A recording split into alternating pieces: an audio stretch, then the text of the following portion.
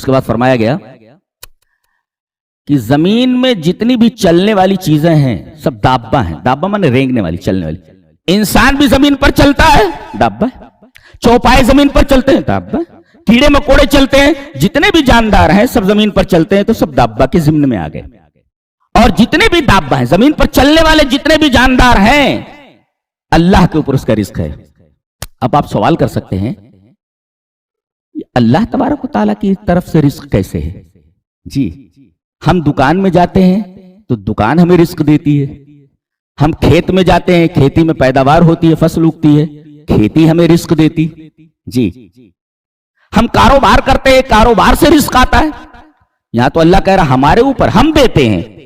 جواب اس کا یہ ہے کہ یہ جو تمہیں روزی مل رہی ہے بظاہر ایسا لگتا ہے جیسے اس کے مصادر دنیاوی ہیں, اس کے ذرائع جو ہیں دنیاوی ہیں, لیکن اسباب میں مہیا کرتا ہوں. تم دکان کھول لو, دکان کھول لو, ایک بھی کسٹمر نہ بھیجوں تو زندہ رہو گے؟ تو یہ جو اسباب میں مہیا کر رہا ہوں, کسٹمر ایک بھی نہ جائے تو کیا کرو گے تم؟ یہ کسٹمر میں بھیجتا ہوں. جی, تو اسباب میں فراہم کرتا ہوں تب روزی تم کو ملتی ہے.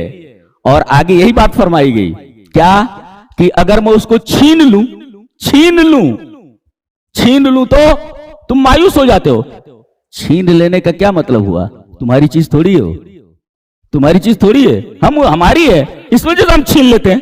اور اگر تمہاری ہوتی تو چھینتا کون؟ تمہارے پاس ہی رہتی نا.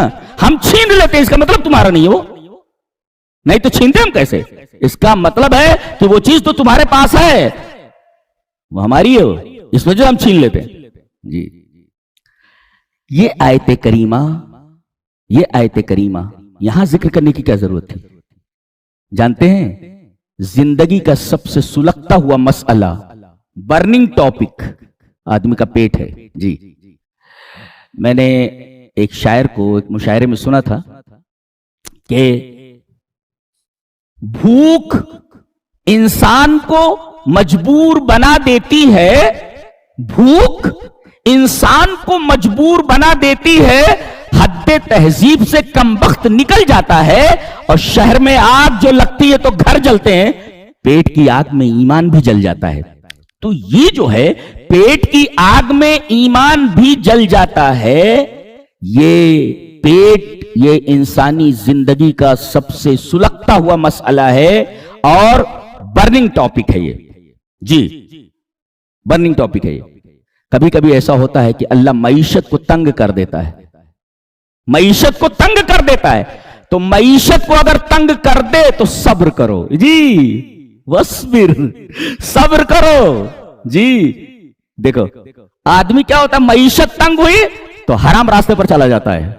صبر ضروری ہے, معیشت تنگ ہو, اس وجہ سے اللہ تبارک و تعالی نے یہاں پر تذکرہ کیا وما من دابۃ فی الارض الا علی اللہ رزقها.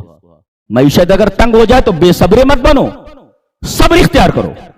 اس لیے کہ نبی سے وہی کہا گیا واتبع ما یوحی الیک من ربک واصبر, واصبر, واتبع ما یوحی الیک واصبر, صبر کیجئے آپ. صبر کا مظہر یہ بھی ہے. جی, وما من دابۃ فی الارض الا علی اللہ رزقها. اچھا,